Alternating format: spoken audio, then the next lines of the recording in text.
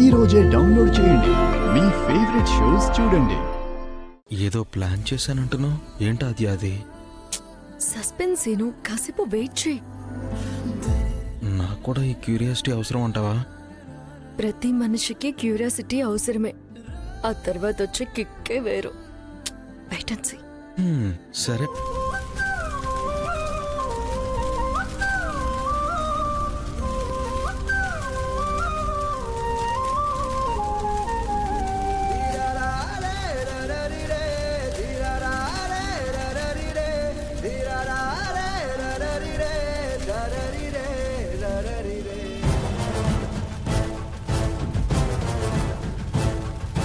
భోగి మంటలేస్తున్నారుగా, నేను కాని కనిపిస్తే నన్ను కూడా మంటలేసి తగలట్టేస్తారు. ఇప్పుడు నా కూతురు దగ్గర నుంచి ఆ చెక్ ఎలా తీసుకోవాలి? లోపలికి ఎలా వెళ్ళాలా అని ఆలోచిస్తున్నారా? అవును. వాయిస్ వచ్చింది ఎక్కడి నుంచి? నేను ఒక్కడనే వచ్చాను కదా.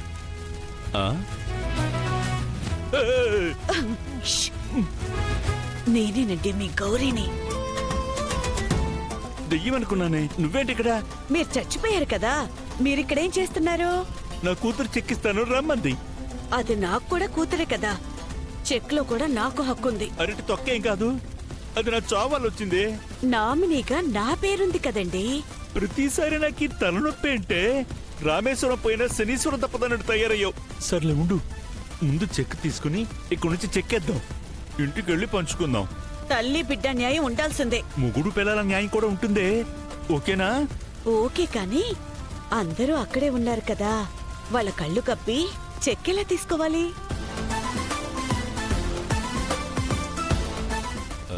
ఐడియా ఏంటది? చెప్తా ఆగవే గౌడిగేదా. చెప్పవయ్యా దున్నపోతూ.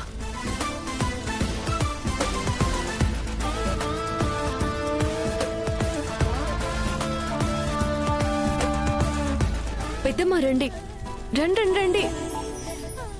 అత్తయ్య రండి.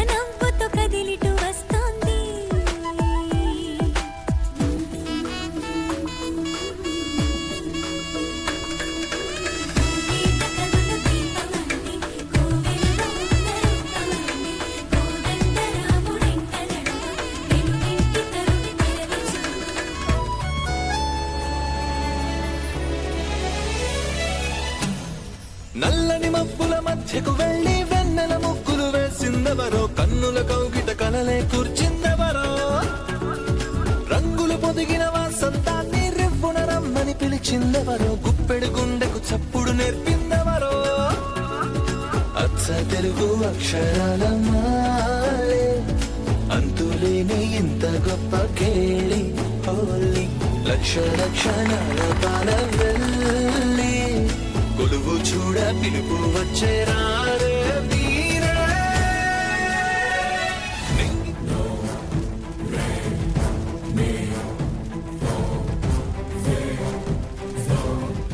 ఐడియా అన్నావు ఇదా? ఊళ్ళలో గేదెలు ఆవులు మామూలేనే, ఈ వేషం వేస్తే ఎవరికి ఏ అనుమానం రాదు.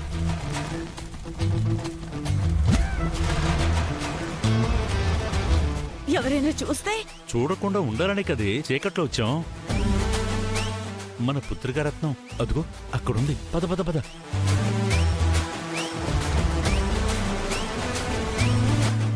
అంబా,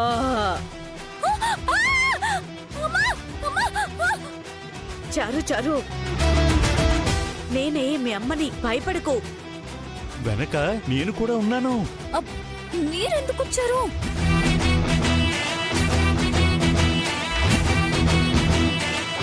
ఏంటి చారు ఎందుకంత గట్టిగడిచావు? ఇదేంటి ఇక్కడ? ఏదో జంతువు అనుకుంటా. నా చేయి నాకితే ఏంటో అని భయపడి అరిచేశాను. ఆవు కట్లు తెంచుకుని వచ్చిందేంటి? తీసుకెళ్లి 4 పాది కట్టేస్తే అప్పుడు తెంచుకోకుండా ఉంటుంది అది. కొడతారంటే వెనకే కొడతారు, నీకే తగులుతాయి చూసుకో. పండగ రోజు గోవింటికొస్తే మంచిది కదా. అందులోనూ నేను ఈరోజు గోవుకి పూజ చేస్తానని మొక్కుకున్నాను. ఓహో, చూసావా నా కూతురు ఎలా కవర్ చేస్తుందో? పూజ అయిపోయాక నేను తీసుకెళ్లి కట్టేస్తాను. హ? నీకు కనబడదు కదమ్మా, ఎలా తీసుకెళ్లి కట్టేస్తావు? అది ఆ, పార్వతి పిన్ని సాయం తీసుకుని వెళ్ళి కట్టేస్తాను. నాకు చెప్పకుండా నువ్వు పూజ చేయడం ఏంటి? ఇది కుర్తి మొక్కుకున్నానులే పిన్ని. నీకు పూజలంటే చిరాక్ కదే. అమ్మమ్మా, నేను మొక్కుకున్నాను అని చెప్తున్నాను కదా. పండగ రోజు గోవుకి పూజ చేస్తే మంచిదే. చేసుకోమ్మా.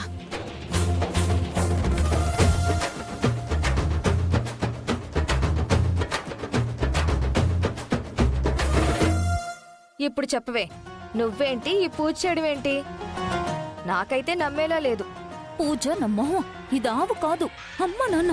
అమ్మా నాన్నల్ని ఆవులో చూసుకుంటున్నావా? ఎంత మారిపోయావే. యెహె! అమ్మా నాన్న ఇద్దరు ఆవు వేషంలో వచ్చారు. లోపలున్నారు. ఆ? ఏ చూడదు చూడదు చూడదు. ఆ?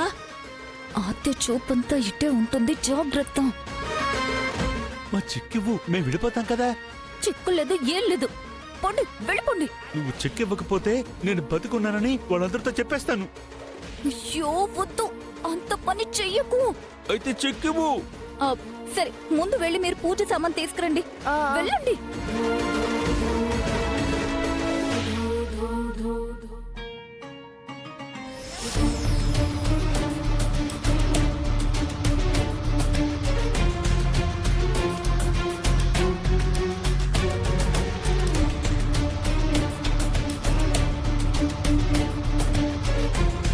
శాస్త్రి గారు, అమ్మా, నన్ను ఎందుకు కలవాలనుకుంటున్నారు? నాతో ఏం మాట్లాడాలనుకుంటున్నారు? ఆ రోజు మీ కుటుంబాన్ని సజీవ దహనం చేశారు. మిగిలింది మాత్రం మీరొక్కరే. అసలు అక్కడ ఏం జరిగిందో చెప్పరా?